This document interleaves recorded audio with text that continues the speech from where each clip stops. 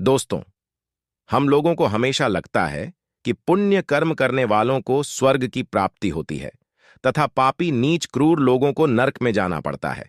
लेकिन आप गलत हैं। इस कथा के माध्यम से हम आपको बताएंगे कि स्वर्ग में जाने का असली हकदार कौन है और वह कौन से कर्म हैं जिससे आपके सारे कष्ट और पाप समाप्त हो जाते हैं। तो आइए दोस्तों, जानते हैं इस पवित्र कथा के माध्यम से। दोस्तों, एक बार धरती लोक पर 4 व्यक्तियों की मृत्यु एक ही साथ हुई थी। वे सभी लोग विचारों में अलग अलग और अलग अलग प्रदेश के रहने वाले थे। केवल संयोग से ही उन चारों का अंत एक ही समय पर हो गया था। एक ही समय पर यम के दूत उन चारों को लेने के लिए आए थे। मरने वालों में एक तो किसी प्रदेश का राजा था, दूसरा बड़ा धनी व्यापारी था, तीसरा एक पूजा पाठ करने वाला पंडित था और चौथा गरीब मजदूर था जो दिन भर मेहनत करके अपने परिवार का पालन पोषण करता था। चारों की आत्माओं को लेकर यमदूत मृत्यु के देवता धर्मराज की सभा में आकाश मार्ग से लेकर चारों आत्माओं को जा रहे थे। जब यमराज दूत उन चारों आत्माओं को लेकर यमराज के सभा में पहुंचे तो उनके सम्मुख जाकर खड़े हो गए। वे चारों सोच रहे थे कि कौन स्वर्ग में जाएगा और कौन नरक में जाएगा। यमराज अपने आसन पर विराजमान नहीं हुए थे। उससे पहले ही चारों आपस में बातचीत करते हुए स्वयं को ही स्वर्ग का मिलना चाहिए। ये कहने लगे। सबसे पहले राजा कहने लगा, देखो, मुझे तो धर्मराज पक्का स्वर्ग में ही भेज देंगे, क्योंकि मैं एक विश्वविख्यात राजा हूं। मैंने अपने अनेक सद्कर्मों से धरती लोक पर अपना खूब नाम कमा आया है। चारों तरफ लोग मेरे अच्छे कर्मों की चर्चा करते हैं। कभी भी कोई मेरे द्वार से खाली हाथ नहीं गया। जो भी आया मैंने उसे इतना दिया कि वह जीवन भर मेरा नाम नहीं भूल पाया है। हर तरफ मेरे नाम का यशव गान हो रहा है। मेरे द्वारा लुटाए गए दान से लाखों लोगों को खाने को अन्न मिला और रहने को आसरा मिला। इसलिए मेरे कर्मों को देखते हुए धर्मराज मुझे पक्का ही स्वर्ग में भेजेंगे। दोस्तों, राजा की बात सुनकर वह धनी व्यापारी कहने लगा, हे भाई, मैंने तो पृथ्वीलोक रहकर खूब धन कमाया और उस धन से मैंने लाखों लोगों की सहायता की है। मैंने अपनी कमाई का 11वां हिस्सा सदैव दीन दुखियों की सहायता में उपयोग किया है। मेरे शुभ कर्मों को देखते हुए धर्मराज मुझे ही स्वर्ग में भेजेंगे और यह बात मैं पहले से ही जानता हूं। व्यापारी की बात सुनते ही पंडित जी कहने लगे, अरे भाई, क्यों फिजूल की बातें कर रहे हो? स्वर्ग में जाना कोई आसान काम नहीं है। स्वर्ग में जाने के लिए दान के साथ साथ पूजा पाठ करना पड़ता है। इसलिए स्वर्ग में प्रस्थान तो मैं ही करूंगा, क्योंकि मैंने भगवान का खूब पूजा पाठ किया है। पूरा जीवन मेरा पूजा आराधना में बीता है। मेरे शुभ कर्मों के कारण मेरे लिए ही धर्मराज स्वर्ग का दरवाजा खोलेंगे। यह बात मैं अच्छी तरह से जानता हूं। जब इस प्रकार तीनों ने अपनी अपनी बातें की और अपने अपने विचार रखें, फिर वह तीनों लोग उस चौथे व्यक्ति मजदूर की ओर की देखते हैं कि अब यह क्या कहता है। क्या इसने भी कोई अच्छा काम किया है या नहीं, या फिर इसका पूरा जीवन मजदूरी करते हुए दूसरों के अधीन रहकर ही बिता है। मजदूर उन सब की बातों को चुपचाप नीचे नजरें झुकाए खड़ा सुनता रहा और वे तीनों बड़े गर्व से अपनी प्रशंसा में झूठे थे। तभी धर्मराज अपने साथी चित्रगुप्त के साथ दरबार में हाजिर होते हैं। चित्रगुप्त के हाथों में एक मोटी सी किताब थी जिसमें समस्त प्राणियों के कर्मों का लेखा जोखा लिखा था। धर्मराज अपने आसन पर विराजमान होते हैं। उसके बाद चित्रगुप्त ने राजा को अपने पास बुलाया और उससे पूछने लगे कि तुम बताओ, तुम तो धरती पर बड़े ही विख्यात राजा थे। तुमने अपने जीवन में कौन कौन से शुभ कर्म किए हैं तथा कितने लोगों को दुख दिया है, कितने लोगों का भला किया है। मैं अपनी पुस्तक में देखकर यह फैसला करूंगा कि आप स्वर्ग में जाने के अधिकारी हैं या नहीं। तब बड़े गर्व के साथ राजा अपने कर्मों को बताता है। हे भगवान, मैं एक बहुत बड़े राज्य का स्वामी था। मेरा राज्य बड़ा ही समृद्ध और खुशहाल था। मेरे राज्य में दिनहीन गरीब लोग बहुत ही कम थे। सब मेरी छत्रछाया में बड़े आनंद के साथ जीवन यापन कर रहे थे। मैंने अपने राज्य के लोगों को किसी चीज की कमी नहीं होने दी। मेरे यहां हर भूखे को भोजन मिलता था। लाखों की धन मोहर उन्हें रोज दान में दी जाती थी।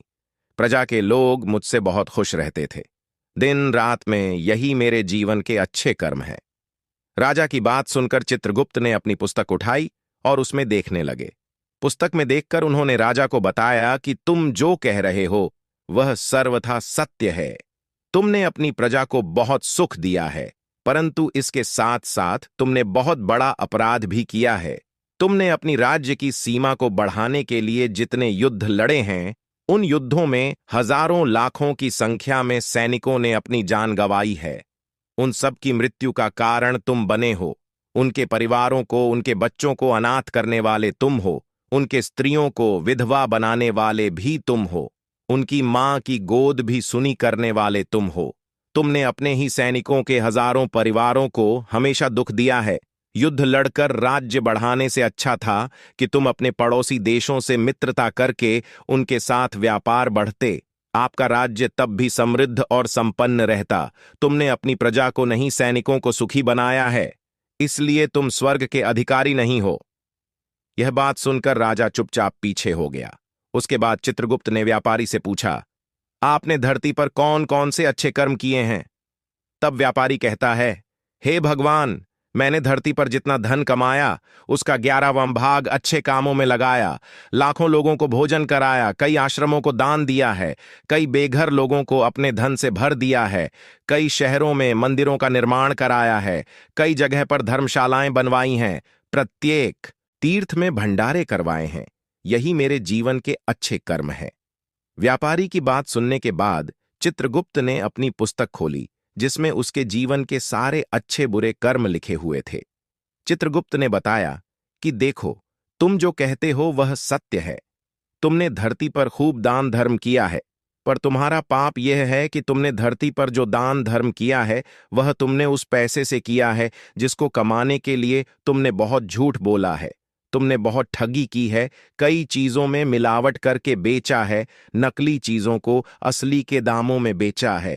कितने व्यापारियों को रास्ते से हटाया है तुम्हारे इन कर्मों से अनजाने में। कितने लोग बीमार होकर मार गए हैं, कितनों ने आत्महत्या कर ली, कितनों की मेहनत का पैसा तुम्हारे पास चला आया। उन सब लोगों की बद्दुआ तुम्हारे साथ हैं। तुमने जो कुछ भी अच्छा काम किया है वह कर्म शून्य हो गया है, इसलिए तुम्हारे पास भी तुम्हारा कोई शुभ कर्म नहीं है। तुम स्वर्ग में जाने के अधिकारी नहीं हो।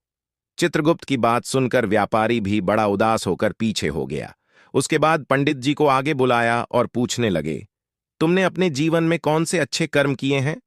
तब पंडित जी कहते हैं, हे भगवान, मेरा पुण्य यह है कि मैंने हजारों लोगों को ज्ञान दिया है, हजारों यज्ञों के अनुष्ठान को संपन्न कराया है, हजारों के घरों में पूजा पाठ कराया है, दिन रात मैंने ईश्वर का जप तप किया है, हजारों कन्याओं का विवाह कराया है, लाखों पिंडदान श्राद्ध कराए हैं, अनगिनत लोगों को मार्गदर्शन किया है। इससे ज्यादा शुभ कर्म और क्या हो सकता है? तब चित्रगुप्त अपनी पुस्तक में देखकर बताते हैं, हे पंडित महाराज, आपका कहना सत्य है।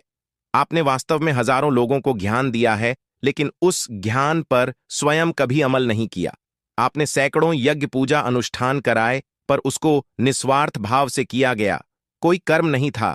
तुम हमेशा से धन के लालची रहे हो, इसलिए तुम स्वर्ग में जाने के अधिकारी नहीं हो। अब तो उदास होते हुए पंडित जी भी पीछे हो गए। अब बचा केवल मजदूर। वह मजदूर ये सब देखकर बड़ा हैरान था कि अब तक वह जिनको इतना महान समझ रहा था, उनमें से कोई भी स्वर्ग का अधिकारी नहीं रहा। तो मैं कैसे स्वर्ग में जा सकता हूं? मुझे तो स्वर्ग की कल्पना भी नहीं करनी चाहिए, क्योंकि मैं तो कभी पूजा पाठ, जप तप या दान करने के लायक भी नहीं था। तो शुभ कर्म कहां से करता? मैं तो मेहनत मजदूरी करके सारे जीवन अपने परिवार का भरण पोषण करता रहा। वह मजदूर यह सब बातें सोच ही रहा था। इतने में ही चित्रगुप्त ने उसे भी आवा लगा दी और उससे पूछा, किंतु वह मजदूर तो पहले से ही कहने लगा, भगवान, मैंने धरती पर एक गरीब के घर में जन्म लिया था। दान हवन पूजा पाठ करने के मैं लायक ही नहीं था, तो मैं शुभ कर्म कहां से करता? मैं तो अपने परिवार का पालन पोषण बड़ी मुश्किल से कर लेता था। मैं जानता हूं भगवान कि मैं स्वर्ग में जाने का अधिकारी नहीं हूं। मैंने धरती पर भी नरक भोगा है और आगे भी नरक में ही जाने की हैसियत है। किंतु हे प्रभु, यहां पर भी मेरी एक इच्छा है। मैं स्वर्ग में तो नहीं जा पाऊंगा, लेकिन मैं एक बार स्वर्ग को अपनी आंखों को झपकाकर देखना चाहता हूं। इससे अधिक मेरी कोई इच्छा नहीं है, क्योंकि मैंने ऐसा कोई कर्म नहीं किया है जो कुछ देर के लिए ही मुझे स्वर्ग में पहुंचा दे। मजदूरी के बाद लोगों की सेवा के लिए मेरे पास समय नहीं बच पाता था। बचा हुआ समय मैं अपने बूढ़े माँ बाप की सेवा में लगा देता था। उनके लिए उन्हें खिलाता पिलाता, उनके वस्त्र बदलता, यही मेरी दिनचर्या थी। मुझे तो मंदिर में जाने का भी अवसर नहीं मिलता था। मजदूर की बात सुनकर चित्रगुप्त ने अपनी पुस्तक में देखकर पूछा, हे मानव, तुम ध्यान से सोचकर बताओ कि तुमने कभी तो कोई शुभ कर्म किया होगा। तब मजदूर अपने पूरे जीवन के घटनाक्रम को याद करता है। तब उसे याद आता है कि एक बार उसे बहुत तेज भूख लगी थी। वह रोटी खाने के लिए बैठा ही था, कितने में वहां एक बहुत ही कमजोर बीमार कुत्ता टहलता हुआ आ गया, जो ठीक से चल भी नहीं पाता था। वह आकर मेरे सामने बैठ गया और मेरी रोटी की ओर गौर से देखने लगा। मैं समझ गया कि वह कुत्ता बहुत भूखा है। मेरे अंदर से आवाज आई कि बेजुबान जानवर को छोड़कर तू अकेला कैसे खा सकता है। मैंने वह रोटी स्वयं ना खाकर उस कुत्ते को खिला दी। उस दिन मैंने पूरे दिन भूखे पेट रहकर ही काम किया था। मजदूर की बात सुनकर चित्रगुप्त मुस्कुराए और उसका हाथ पकड़कर बड़े सम्मान के साथ उसे स्वर्ग में लेकर गए और बोले, वास्तव में आप ही स्वर्ग में रहने के अधिकारी हो। प्राणी, यों पर दया दिखाना ही सबसे बड़ा शुभ कर्म है। मनुष्य जो भी कम निस्वार्थ भाव से करता है, वास्तव में उसका ही उसे सबसे बड़ा पुण्य मिलता है। निस्वार्थ भाव से किया गया जन कल्याण के लिए एक छोटे से छोटा काम भी आपके सैकड़ों पापों को नष्ट कर देता है। लोगों से लालच, मोह और स्वार्थ के वशीभूत होकर किया गया शुभ कर्म भी फलदायी नहीं होता है। इसलिए ध्यान रहे, जीवन में अच्छे कर्म अच्छी भावना के साथ करना चाहिए। ऐसा नहीं होना चाहिए कि आपने किसी से धन छीनकर या चुराकर कर्म में लगा दिया हो तो वह धन आपको कभी नर्क किया हो और बाद में उसी धन को दान पुण्य में जाने से नहीं उभर सकता। दोस्तों, स्वर्ग में वही व्यक्ति जाता है जिसने निष्काम निस्वार्थ भाव से प्राणियों की सेवा की हो। भले ही उसने जीवन में एक पैसा भी दान ना किया हो, पर वह जिस लायक था, अपनी सामर्थ्य के अनुसार उसने निस्वार्थ भाव से जो भी काम है वही उसकी मुक्ति का रास्ता तय करता है। तो आशा करते हैं आपको यह कथा अवश्य ही अच्छी लगी होगी। अगर दोस्तों कथा आप लोग को अच्छी लगी हो तो वीडियो के कमेंट बॉक्स में जय श्री हरि विष्णु लिखकर वीडियो को लाइक करके चैनल को सब्सक्राइब कर लीजिए। इससे हमारा वीडियो आप लोग को सबसे पहले मिले। दोस्तों, वीडियो हमारा पूरा देखने के लिए आप लोग का धन्यवाद।